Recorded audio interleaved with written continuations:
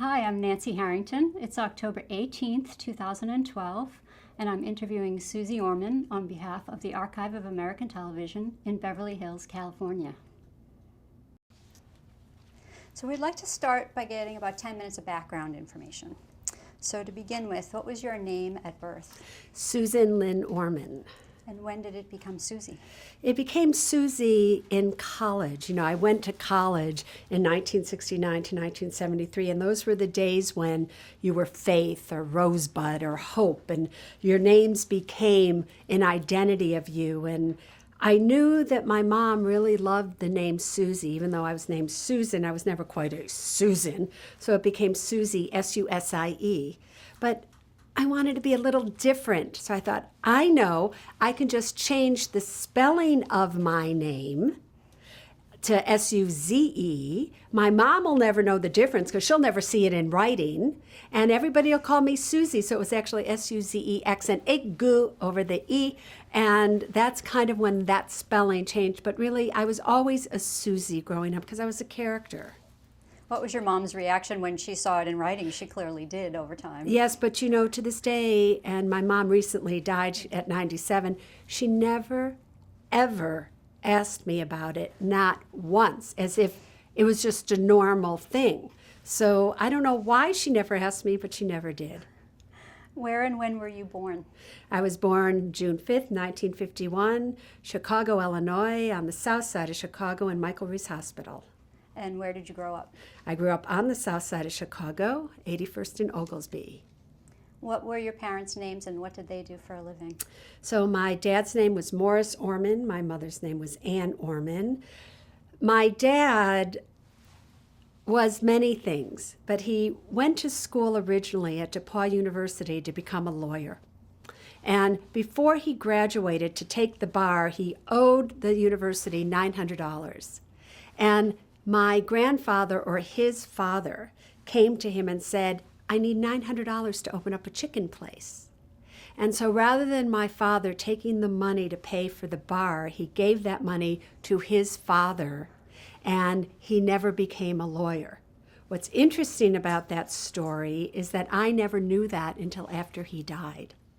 So I grew up thinking that my father originally was a chicken plucker. So you would go into this little tiny store and there would be these live chickens and you'd pick them out, which one you'd like. He'd take it in the back. He would pluck it. He would kill it, obviously, pluck it, and then give it to you. And then that was displaced when supermarkets came and you could buy chicken. And then he started to barbecue chickens at a Kresge store at 63rd in, I don't even remember where it was, tell you, to 63rd Street, wherever that is, but Kresge's. And then barbecue chicken started to be sold everywhere. And then he started to open up little fried chicken places, and that led to a little deli. And that's what he did his whole life. My mother was a housewife when she was very young with my father. She had been a secretary previously to that. So once they got married, they had kids. But when I was about 5, 6, 7, right in there, something happened financially where they obviously lost everything, and she went back to work as a secretary and really made the bulk of the money for quite a bit and sold Avon on the side. Wow. What traits did you inherit from your parents? There's one main trait that I inherited, which is an Orman never gives up. It was when I was a teenager, my father was caught in a fire with one of his stores, and from that he developed emphysema. So from a very young age, I was a young age, he died when he was 70, which is relatively very young, and he couldn't breathe at night. And no matter what he went through, he got up that next morning and he went to work. So against all odds, no matter what went on, they never, ever gave up. And there was a saying in our family, as I said, an Orman never gives up, and that's the greatest trait that I picked up from both of them. Did they ever give you any really important advice? No. My parents weren't able to give me advice because they were barely able to make it on their own. I wish I could say that I had parents that gave me guidance and told me to do this and told me to do that, but they barely were surviving. So they never really had a relationship with me where it was, Susie, do this, don't do that. I was pretty much left to my own to do whatever I wanted whenever, and I was quite something. Yeah. Did you have any siblings? I had two older brothers, Bobby and Gary. My parents spaced all of us out considerably. My oldest brother is 7 years older than me. That's Bobby, and Gary is 4 years older than me. And what were your interests growing up? That's a good question. Wrestling.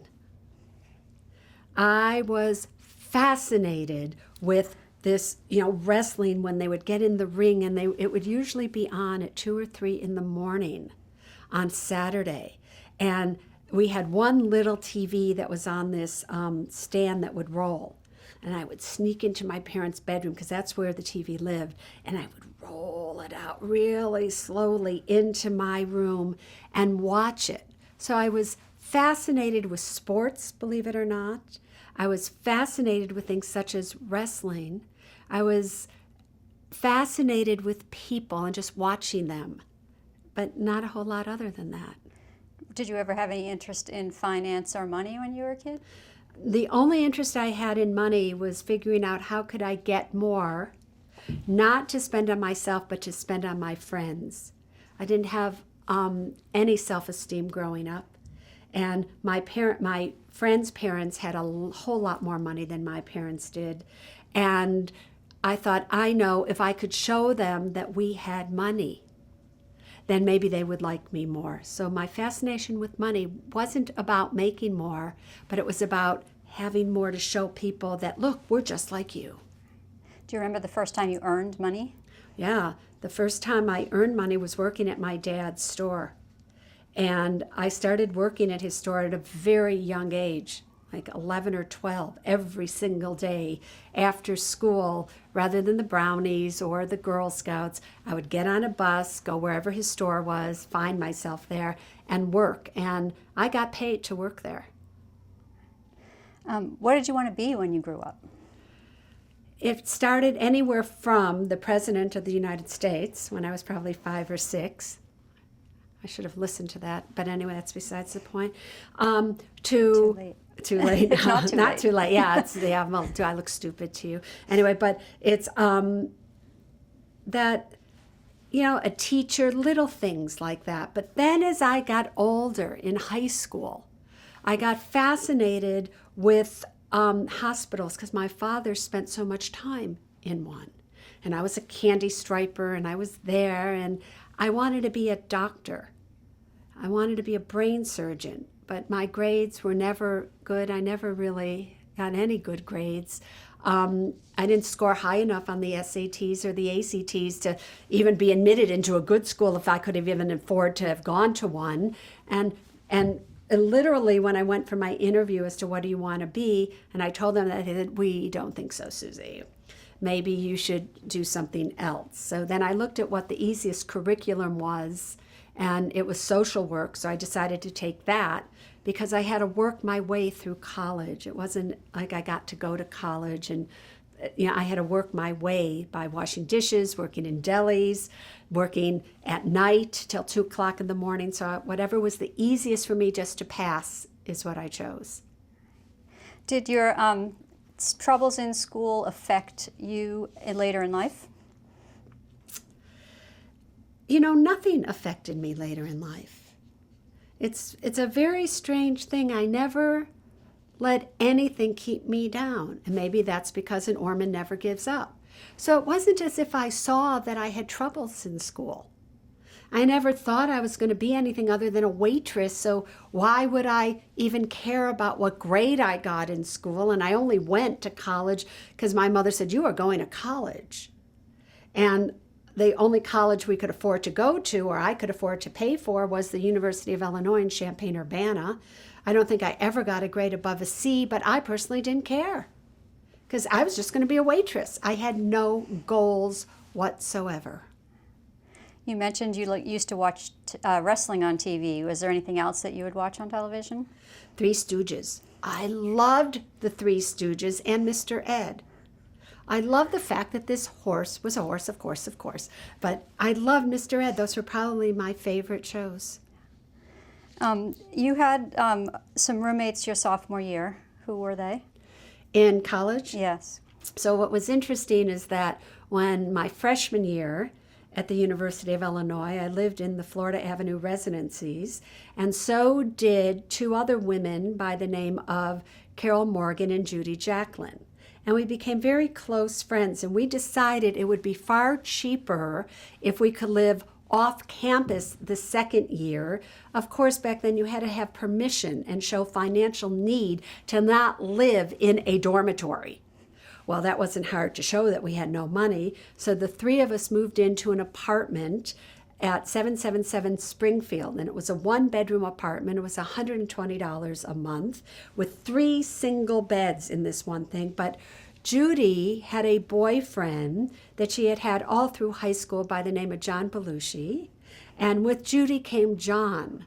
So the four of us lived in this one-bedroom apartment for our sophomore year. The junior year, because it was a little tight, we moved into a 2-bedroom apartment, but got another one of their friends, Janice Anderson, to come and move in with us. So Carol shared a room with Janice. I shared a room with John and Judy.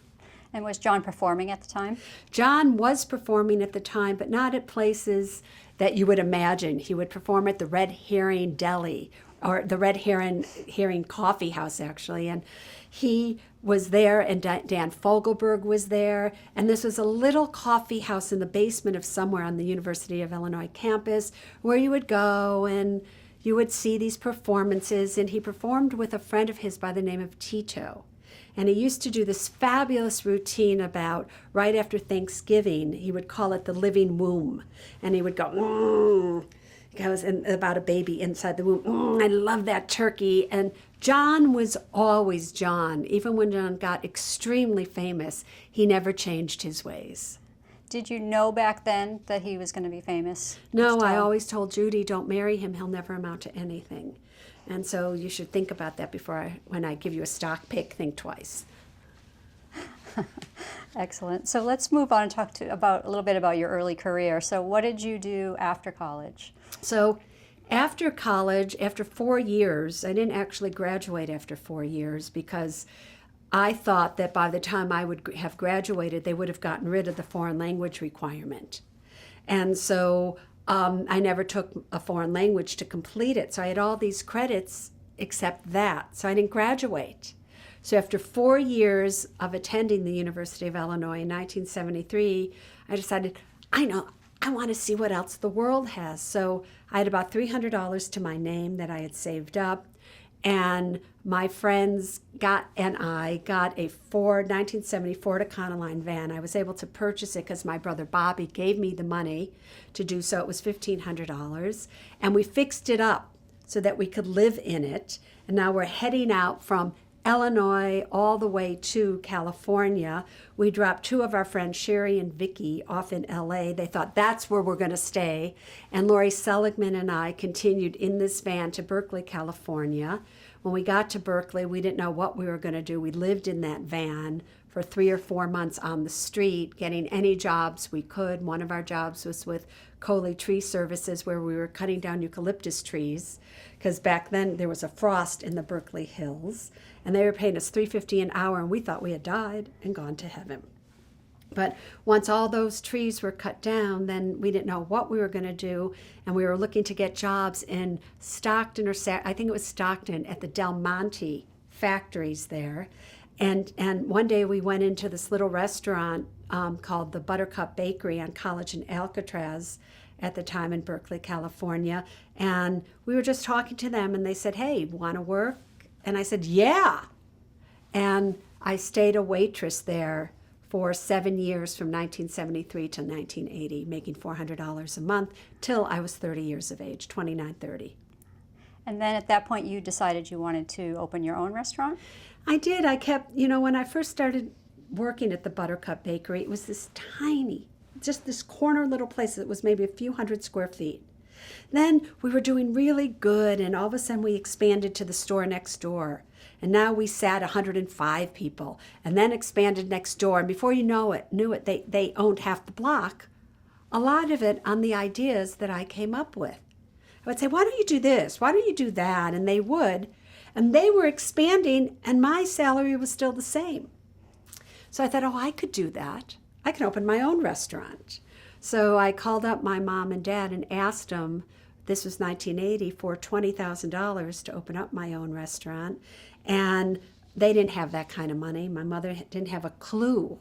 She felt horrible, right, because she couldn't help her daughter. And I went to work the next morning, and a man I had been waiting on for 7 years, Fred Hasbrook, who every single day I made a jack cheese and ham omelet for, came in, and I didn't look happy. And he said, what's wrong, Sunshine? And I told him the story. He sat down with all the other gentlemen I had been waiting on all those years. And before he left, he came up to the counter with all this stuff in his hands, paper and all kinds of things. And he put it on the counter, and he said, look at it. And they were checks and or commitments, because not everybody had a checkbook with them, totaling $50,000, with a little note from him on a napkin that said, this is for people like you to have your dreams come true, to be paid back in 10 years at no interest if you can. And that's how everything kind of started, because I didn't know what to do with the money. And he told me to take it down to Merrill Lynch and open up a money market account.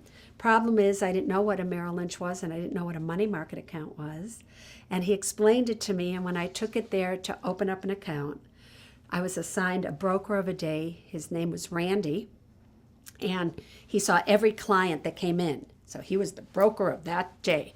And he asked me, how would I like to make a quick $100 a week? And I said, sure, that's more than I really make as a waitress. And he had me sign blank papers. He said, just sign here. I said, of course. I didn't think twice about it. And when I left, he filled out the paperwork to make it look like I was a very sophisticated investor. So this isn't a story really about Merrill Lynch. This is a story about a crook who worked for Merrill Lynch. And he then started to trade the options market with my money. And within 3 months, all $50,000 was lost. Now, I didn't know what to do, but I thought I could be a broker. They just make you broker. Because even though Fred said I didn't have to pay him back, of course I did. These people didn't have money. They were Fred sold little tape recorders for a living. You know, he only gave me $2,000, but when I say only $2,000, that probably was every penny he had to his name. So I thought, oh, I can be a broker. I can do that. And so I went and I interviewed, and it was 1980, and affirmative action was in full bloom in the United States of America. And Merrill Lynch, the Oakland office, had no women stockbrokers at that time. They had 100 male brokers, but no women except for the secretaries there. And they ended up hiring me to fill their women's quota. That's my opinion. But I had on red and white striped pants tucked into white cowboy boots, a blue silk shirt. I looked like the American flag. It was the best outfit I had. And they didn't know what to do with me. So before I knew it, I'm in the manager's office. And he's telling me that women belong barefoot and pregnant, and that I'd be out of there in 6 months. But he would hire me. So I asked him, I said, well, how much are you going to pay me to make me pregnant? And he said, $1,500 a month. And I said, I'll take it, because I figured, oh my God, that's in 6 months there, that's like 2 years at the Buttercup. And I knew the Buttercup would always take me back, because they were so sad to see me go. I was a fabric of that place.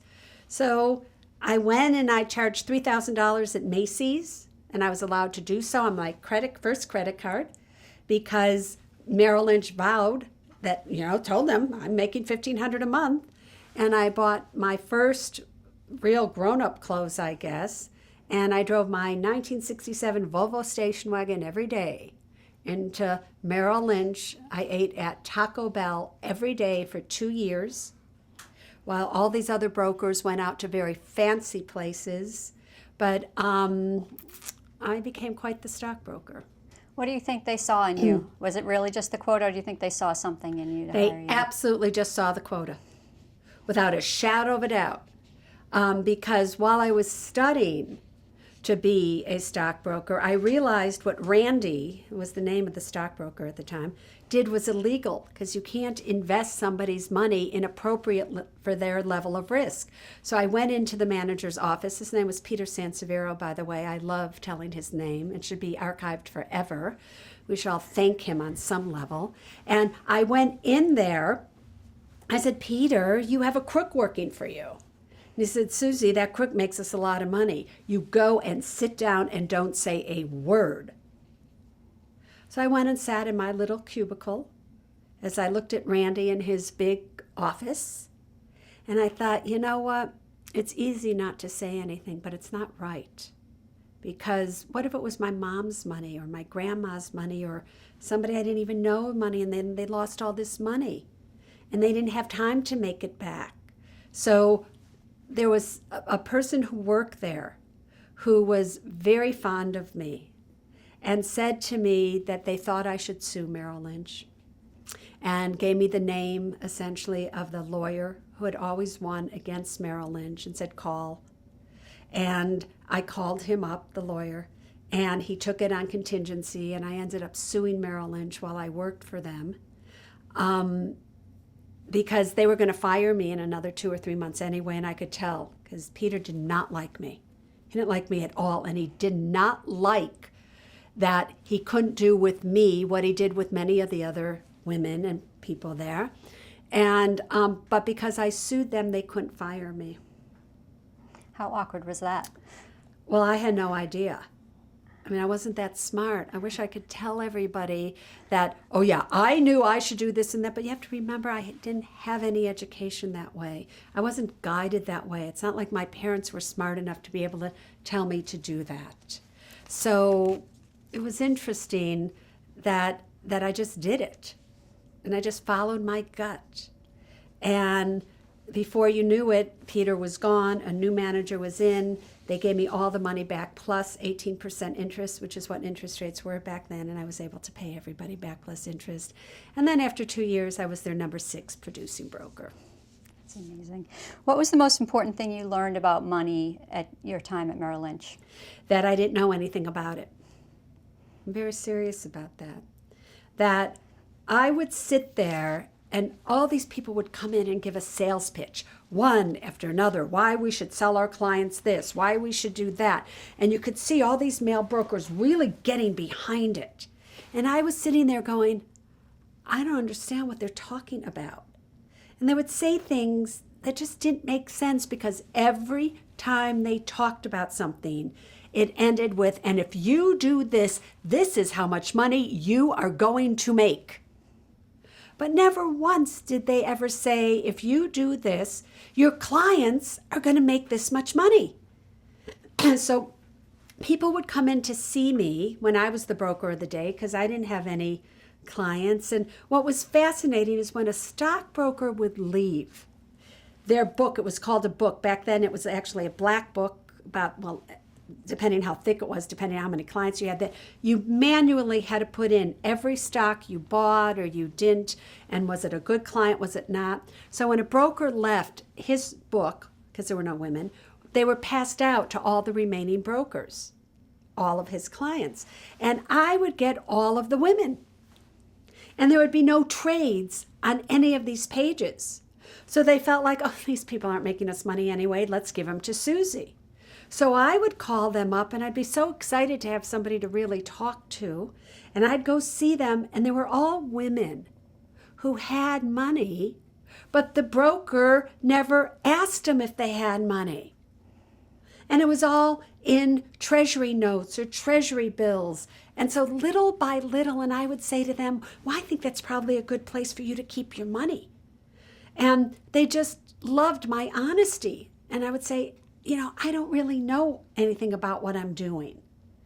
But then for some reason, they would tell their friends, men who had money, who then wanted me to be their financial advisor, not because I knew what I was doing, but because I would be somebody who would take the orders of these people and just do it. And it would be easy for them. I wouldn't try to talk them into doing something else. I'd say, okay. But then when these wealthy people would call and they would say, buy this, buy that for me, buy this, and I'd start noticing, and they'd say, sell this, sell that, they were all making money. So I would just start to do what they did. So when these people would call me up and say, buy these things for them, I would call all these ladies up and I would say, I have a client who's really been making a lot of money, and this is what he just bought. Want to try? And before you knew it, we were all making money. And so I learned from my clients how to pick things and why they did it. And then they started to talk to me about it because I would ask them, why'd you do that? And so it was my clients that taught me how to be smart with money, not Merrill Lynch. And is that how you rose so quickly to become a VP in the company? Well, I wasn't a VP at Merrill Lynch. What's interesting is I was a VP at Prudential-based Securities. What was interesting is you would think that a title meant you were really good at what you did. A title just simply meant you were there for a number of years and you made so much money for the company. And the more money you made for the company, whether it's legitimately, honestly, or not, the higher you were praised. Like that crook, Susie, that crook makes us a lot of money. That's all they cared about. So I was making a lot of money, but based on honesty and integrity and always doing what was right for the clients. And so more and more people would refer people to me, and before you knew it, my book was getting very big, and all based on referrals. And then I decided to leave Merrill Lynch and go to Prudential-based. And the reason that I left Merrill Lynch was very interesting. Back then, there was a company called Baldwin United. And Baldwin United was a stock as well as an annuity company. And I loved selling people annuities because annuities back then, single premium deferred annuities, paid 14% interest, tax deferred, and before they changed the law on August 14th, 1982 to be exact, it used to be the first money you put into an annuity would be the first money you took out. So you would be able to make 14% tax-free because you are taking it out tax-free because it was your money. So it was the most brilliant investment until the law changed. And the law then changed that the the last in was the first out, so you had to pay taxes on it. So I was putting everybody I knew in this Baldwin United annuity. Merrill Lynch had a buy rating on the stock Baldwin United that was at about $60 a share. And I watched it go from 60 to 50 to 40, and I went into the manager's office and I'd say, is something wrong with the company? Tell me. And they go, Susie, do you think we would have a buy rating on this stock if something was wrong with it? As it went from 30 to 20 to 10 to 2 to bankrupt. And all the people that I had put in the Baldwin United annuity, their money got frozen. Now it turns out that Merrill Lynch and other brokerage firms had a loan outstanding to Baldwin United, and they wanted their money back before they changed their ratings on it. That outraged me.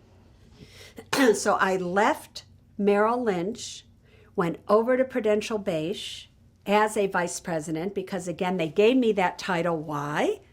Because I was making a lot of money. And I helped lead the class action suit against the brokerage firms so that they would get, the people who bought the annuity would get their money back. And of course they did. It took a few years, but they most certainly did. But I was outraged. So I started to learn back then about the lack of integrity that many of the financial institutions were operating on at that time. Did your experience in your Merrill Lynch lawsuit help you with the Prudential lawsuit? No, I just was, I was finding out that all the brokerage firms did all this. And so once again, I would call my clients up and I would say, we can't just not do something about this. This wasn't right. So where this has all helped me is all of that made me become the Suze Orman I am today. You know, I think people don't get that there's a reason I'm such an advocate for the people, because I was the people and I am the people, because I saw firsthand what went on. I experienced a broker taking advantage of me, and I experienced fighting back for that. I experienced clients losing money on the advice of a major brokerage firm.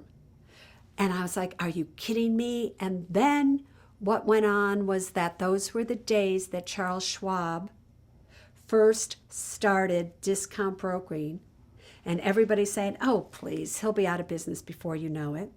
Those were the days when the only type of mutual fund that you could buy was what's called a loaded mutual fund, where you had to pay a 4.75% or 5% load to buy it. Then other mutual funds started to appear, known as no-load funds, where you could buy, like Vanguard, you could buy a no-load fund without any commission whatsoever. So I started to refer people, when I was at Prudential Beige, to open up an account at Schwab or go directly to Vanguard, that if you're going to do mutual funds, don't do them through me. Why would you pay me 5% when you could do it for free, when I don't have anything to do with the investment? So it was very interesting what started to happen to me, and then I became an expert in this investment known as single premium whole life, different than whole life insurance that I hate. And that was also outlawed because it was such a great tax loophole. But I became this expert, and the best company was this company that Prudential wasn't selling. And they were selling it, then they stopped selling it because they wanted me to sell the Prudential policy. And I refused because it wasn't a good policy. So they made an exception just for me. But I've always been like, ugh. And then when I started my own firm, I had this very strange way of charging, which was you paid me what my services were worth to you. Because if you didn't have money, does that mean you don't deserve to get the best financial advice out there?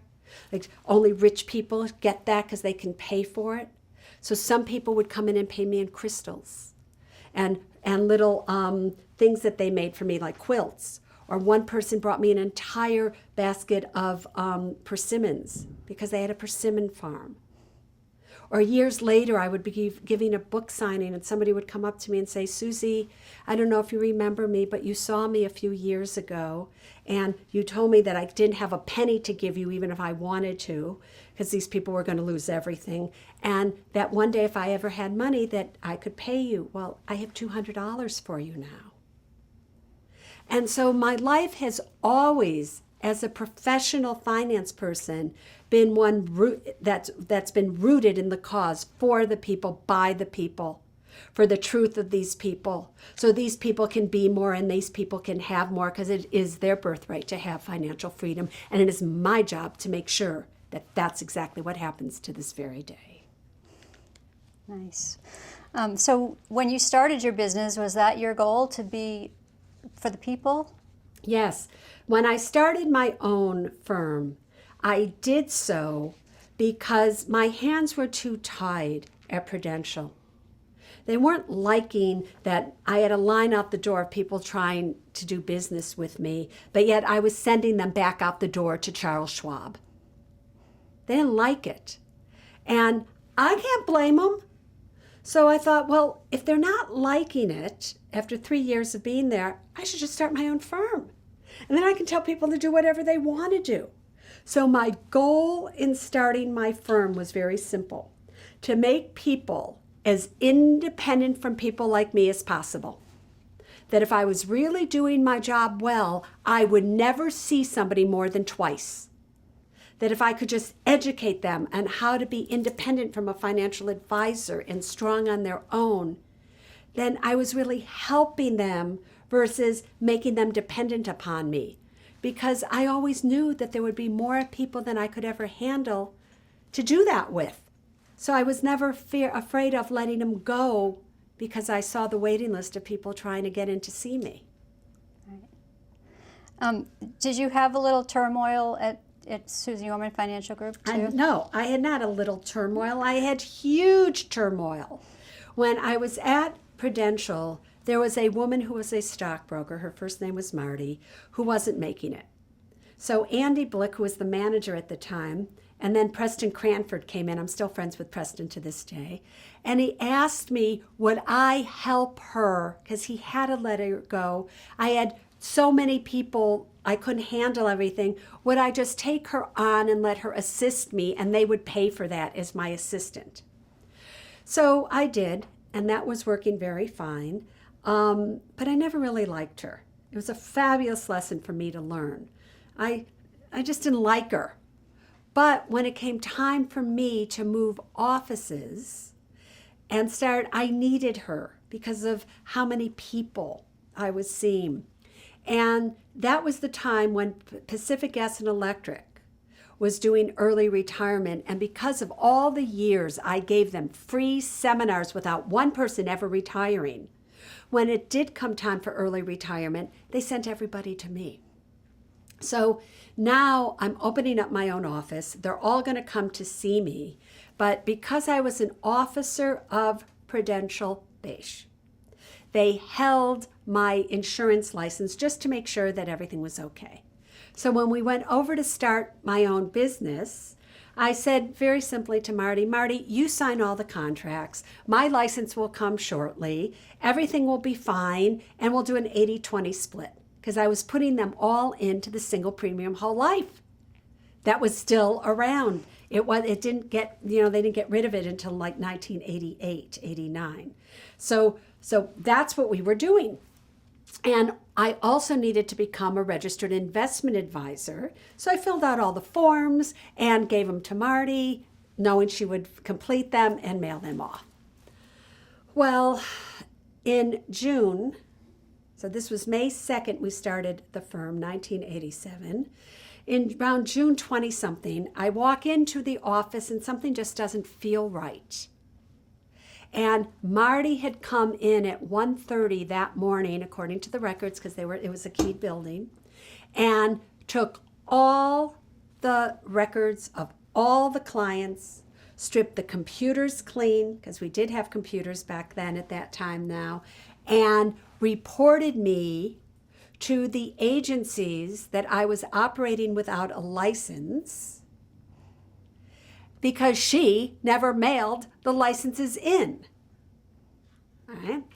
And instructed the insurance company to send all the commission checks to her directly, and called every client to try to get them now to be her client, knowing I had no record of who my clients were.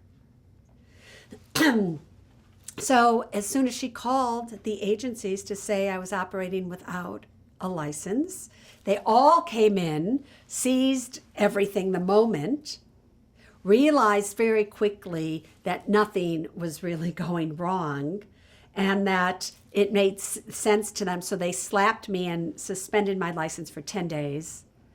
But this was also in 1987 when the stock market crashed for the very first time in October. It went down 22% that year. And I still didn't know who my clients were.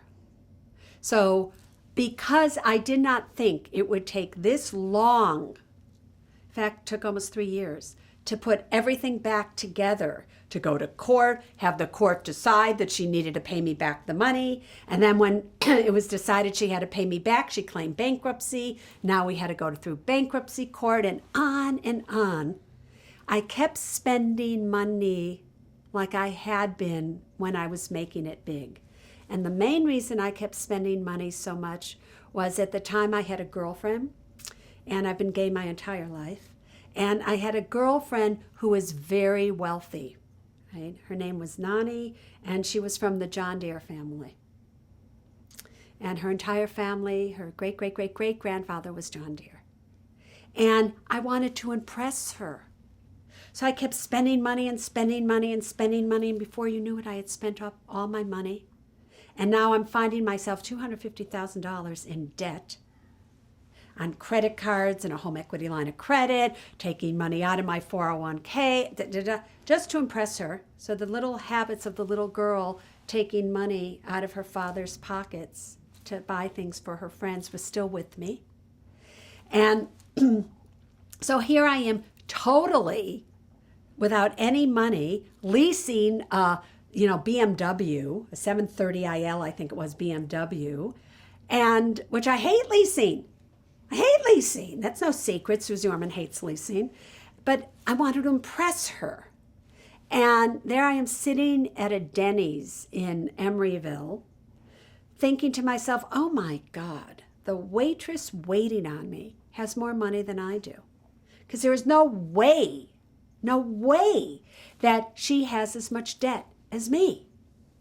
So then I decided, oh my God, Suze Orman, you are such a fake. Here you are, nobody knows what's happening to you. You're putting on this thing, you don't have any money, you're in bankruptcy court with this woman, Marty, and blah, blah, blah, blah. So I turned around and started to tell everybody the truth about me. And as soon as I started to tell everybody the truth, PG&E decided to do another early retirement and sent them all to me. And within 1 month, I made all my money back, got out of debt, and I had the great good pleasure of being in bankruptcy court with the judge saying, before I rule, is there anything you would like to say to each other, you two? Because it was obvious this was heavy. And so I stood up and I said, I would. And I went up to Marty and I looked at her right in the face and I said, listen, Marty, I don't know what I did to you to make you do what you did to me, but I just want to tell you I'm sorry. And with that, I walked out because I didn't care. It was at that moment in time that I realized I created my own destiny. I didn't listen to my gut of not liking her. I took somebody with me because I was too afraid to tell her to go be on her own, thinking, oh, I'm being so kind. It was in those 3 years that I learned the foundation of what Suze Orman needed to be in her future. Not to be on television, not for the books, but to be successful in my own life. And I knew I needed to stand in the truth.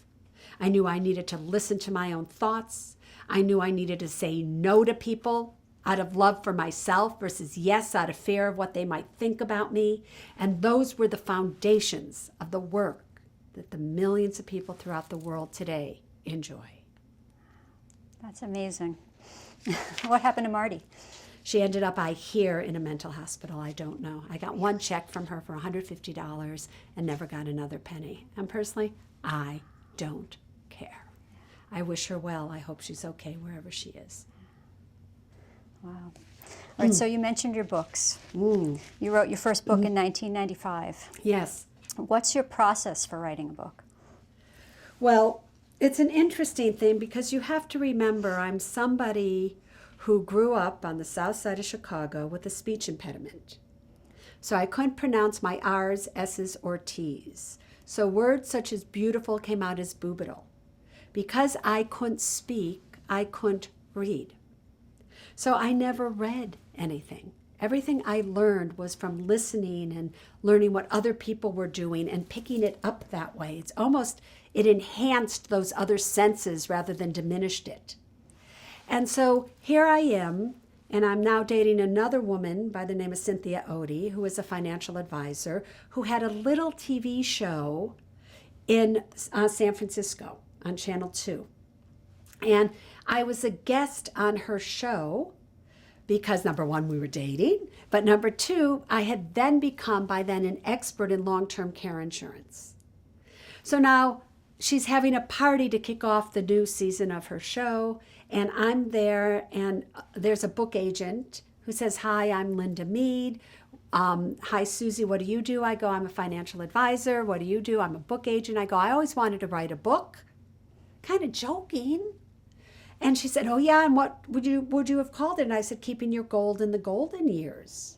She said, we can do that. I said, we can write a book? I said, so I could write a book to give to my clients to make them think that I'm a bigger shot than I probably am? And she says, oh, we can do that, Susie. So I said, okay. Well, sure enough, a week later, she went to every single publisher out there to pitch them a book. And they all said, no, it's 1994. This was 1994. We don't need a book by a woman on finances. what for?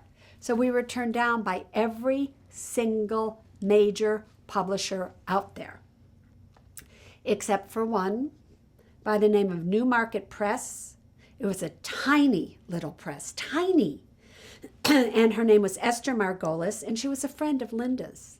And Linda said, Esther, if you could just meet Susie, you're going to see why you're going to want to publish her book. So if I was ever in New York, I was to stop by to see Esther. Well, I happened to be in New York for something, and so I went to see her. And before you know it, she's offering me $10,000 to write this book called, that turned out to be called You've Earned It, Don't Lose It. Working title, Keeping Your Gold in the Golden Years. Then that book took me 1 year to write because I didn't know how to write it. And I was writing it with Linda. And I thought, the way that you write a book is you go and you're in this place all by yourself and you just do that. But I didn't. So I just wrote stories and I did this and Linda helped me and blah, blah. And so we write this book, finally, takes a year. And it comes out in March of 1995, and 7,000 copies have been purchased throughout the United States in bookstores. Because remember, when a bookstore buys a book, they have the right to send it back. So really no books had been purchased. The first print run was 15,000. And Esther gets this wacky idea to send me on a 27-city book tour, which is like $60,000 with 7,000 books out there. And so I'm going, wait a minute, I didn't think this was part of the deal. What do you mean I have to go on a book tour? Well, we go on this book tour, and 3 weeks into it, of nobody showing up at any of my book signings, not one person. Not knowing what to do, I gave my talk or whatever about this book to the booksellers at Barnes & Noble and Borders and these independent stores, and because bookstores were big back then, and a lot of independents were big back then. And because they were all sitting around waiting for people to come and nobody came, so I gave it to them. Well, what happened is the very next day after I left, I sent them flowers to say, I'm so sorry that nobody showed up. I'm sorry you wasted your time. Well, anybody who came in and asked for a book on finance, every bookseller started to say, you've earned it, don't lose it. You've earned it, don't lose it. You've earned it, don't lose it. And within just a few weeks, all 15,000 books were sold of her first print run. Now she's getting another print run, and now the books are continuing to sell. Now she convinces Q2, which was a subsidiary of QVC for their high end, and to go on with a book. Now QVC didn't like books because you couldn't demonstrate a book. They had every major author on QVC, and they all flopped terribly. Cookbooks would sell on QVC, but because you could cook, and this is what you get. But what do you do with a book? How do you demonstrate that? So somehow Esther convinced Q2, which was for their high end, to have me on. It was a Friday night, and it was like at 9 o'clock at night, and 303 books sold in 20 minutes. Now that doesn't sound like a lot, but for Q2, that was beyond the beyond. And so they had me on again and again, and every time I was on, we would sell. So the buyer at Q2 called the buyer at QVC and said, we have somebody who can sell books. The buyer, Paula Piercy, didn't believe it. And sure enough, we went on QVC, and in 8 minutes, we sold out of 2,500 books. Next time I was on, it was 4,400 books in like 10 minutes. Next time I was on, it was 15,000 books in a matter of just a few minutes. And before you knew it, we had sold over 100-some-odd thousand books just on QVC. Then the word got out that an author had broken the QVC barrier, and the book was selling, and here we are. And that's how I got my entree. So really, it was QVC that originally put me on the map as an author. Describe that first appearance on QVC for us. Fabulous. So I'm sitting there, and it was with Dan and Pat, which were Dan Hughes and Pat, the two hosts, and we had 20 minutes to sell 2,500 books. And we're 8 minutes into the sell, And all of a sudden, so I'm sitting there not selling the book, I'm telling stories, because the whole book was about stories about my clients and what went wrong in their lives before they came to see me. And so I'm telling these stories, and all of a sudden Dan says, "We're so sorry, we're sold out," which was the goal. And I look and I go, no, because I wasn't done with my stories. I wasn't done teaching. And I was really sad. And they're looking at me like, what is the matter with this woman? And then they went on. So I never sold that book. I only told stories about that book. And so that was, and I was like, finally I went, oh, that was good. But it never dawned on me how good it really was until way later when I finally understood QVC. Was that Suze on that first show, the Suze we see today on Yes, TV? hasn't changed at all.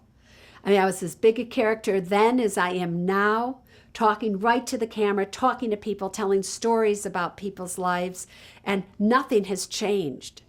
And really, like here I am sitting with you. The Suze that you see here is the same Suze that was before the cameras went on, the same Suze that was walking down the hall. There's no, who you see on camera is exactly who I am off camera.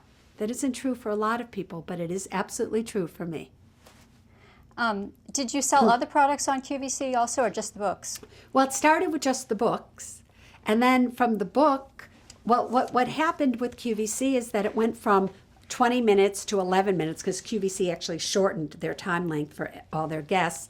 And then in 1997, when I wrote this book, 9 Steps to Financial Freedom, it was March 8th, again, a Friday, 1997, at 9 o'clock at night. I go on, and it was the first time in QVC's history that they gave an entire hour show to one book. And in 1 hour, we sold $680,000 worth of books. We were on the next hour, again the next day. In 3 hours, 3 to 4 hours, we sold $2 million of books, something like that. It was absolutely over the top. And that first hour did like $686,000 on one book. So now we sold 9 Steps to Financial Freedom for a long time. And then one of the next products I did was a recording of taking people through the 9 Steps to Financial Freedom. It was a class of 30 people that I was just giving for free. And we decided, let's tape it and see what happens. So we taped this class, and we actually took those tapes and made them into 9 cassettes, calling Creating True Wealth Now was the name of the set. And we sold 68,000 of those at $64 a piece. And then from there, we went to other kits and other products, and then eventually a will and trust kit that was in a green box to keep an organizer. And then the last one has been a silver box where it has a will and trust kit and a insurance planner and an identity, all these things in it.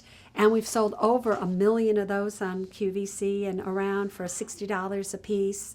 And so I've done everything that I have thought that the consumer needs.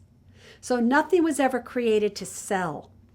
It was created because, they need somebody to take them through the 9 Steps to Financial Freedom because they're not getting how to create a money memory and how to create a new truth. So they needed that. And they needed their FICO score, and they needed a will and trust, and they needed to evaluate their insurance, and they needed a place to keep all their things. So everything was based on need, not what will sell.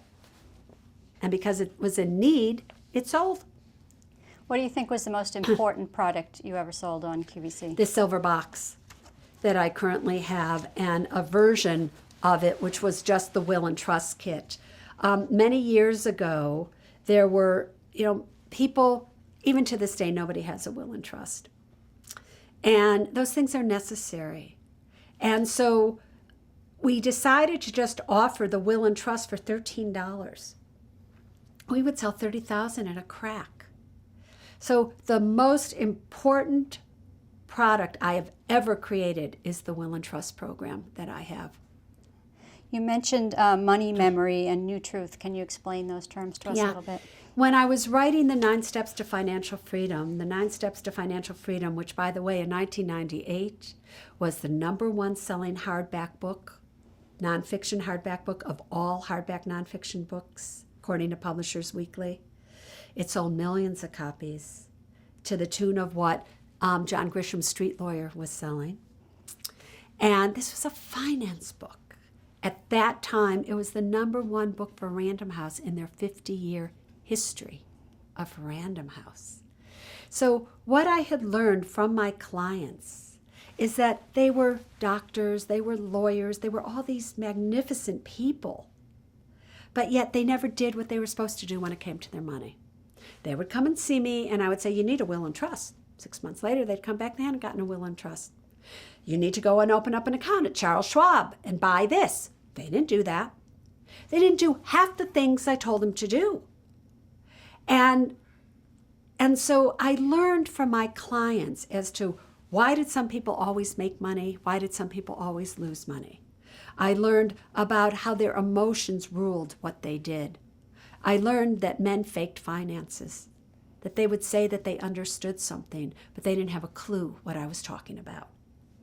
And so I learned all these incredible things from sitting for 18 years across the desk from somebody and making money for them, losing money for them, making mistakes with money, not making mistakes. The whole thing I learned. And so I wrote a book called 9 Steps to Financial Freedom based on my actual experiences with my clients. And what I learned from them was there was something that happened in their past that kept them from doing the right actions when it came to money. So I would sit with them and I would say, what's your first memory of money when you could know that money was something other than just a play toy? When you knew money could really buy you something? What's your first memory? And they would tell me it, and then I'd ask them, well, what's your greatest fear with money? And their fear always related to their money memory. It was like, really? And I started to keep notes on people and noticing that. So how do you conquer a fear? The only way to get through a fear is by taking action. So what action can somebody take to silence a fear? And that was by creating a new truth. And I learned that from Merrill Lynch because I didn't belong with all those people. Those people were fancy people. Those people had degrees. Those people belonged there in their BMWs and all their fancy cars and my little Volvo and Taco Bell. I didn't belong with them. So every day I got up and I said, I don't belong here. I was so afraid. But I knew if I kept living that fear, I would never make it. So I myself created a new truth to silence that fear. And that new truth was, I'm young, powerful, and successful, producing at least $10,000 a month. Now, I wasn't young, I was 30. I wasn't successful, are you kidding me? I wasn't powerful, making at least, producing at least $10,000 a month. That was more than my father made in some years. But I learned from that. And I would say it, and I would say it, and I would write it, and I would scream it, and I would do it 25-time multiples every day. And in a few months, it came true. And so every time I got afraid, because my friends couldn't help me, they were in worse shape than I was. So I would say my new truth. So I learned how to create a truth that wasn't limiting, that was as if it had already happened. And so that's what I asked people to do. So whatever their greatest fear was in life, we had to break the chain of their money memory to their past by creating a new truth. But they needed to hear examples of it and me take them through it. Reading in a book was fabulous. But when they really heard me do it for them, it really came alive. Excellent. We're going to stop there.